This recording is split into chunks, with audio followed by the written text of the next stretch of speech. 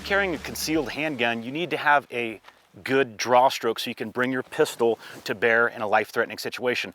Now, for demonstration purposes here on the range, I'm not using a garment today to conceal my gun, but if I were wearing a gun in this position and I was wearing an open front garment, not much changes except for as I initiate my draw stroke, I simply allow this hand to clear and I go straight down to my gun.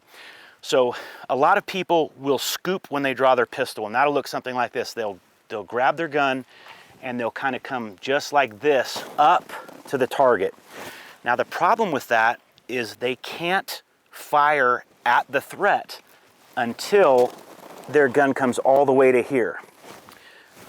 The way I advocate drawing a pistol is to bring the gun up first and then drive it out. So I'm gonna just lead with my elbow to the rear. I'm gonna establish my proper 3-fingered grip here on the grip. I'm high up here. I'm not gonna be able to adjust it as I go. I bring my elbow up high, I drop my elbow, I receive the pistol with my other hand, I punch out and get that good, meaningful repetition there. And when I holster, I do the same thing, just reversing the process. By drawing up and then driving the gun out, that will help me clear an obstacle. Like, let's say you're sitting behind the wheel of your vehicle and you have to engage a deadly threat. If you try to scoop, you're gonna get hung up on the steering wheel and all that. It's just a recipe for disaster. But if you draw up and present out, it's gonna help you clear that. Same thing if you're seated at a table, right? You need to clear a table. You can do that by drawing up and out. Finally, in close quarters, that gives you a discernible midpoint in your draw stroke. So as you draw up to this position, you can shoot from here if you need to.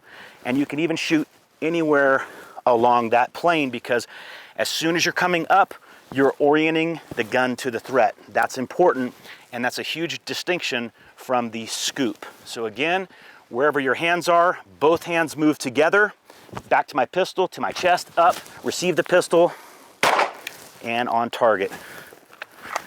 Start slow, build that good foundation, build that mental blueprint, that myelination, so that when you go to do it for real, it happens for you. It's not something you have to apply a lot of conscious thought to. This needs to be something that's instinctive. If you have a deadly threat, you need to draw and get your round on target.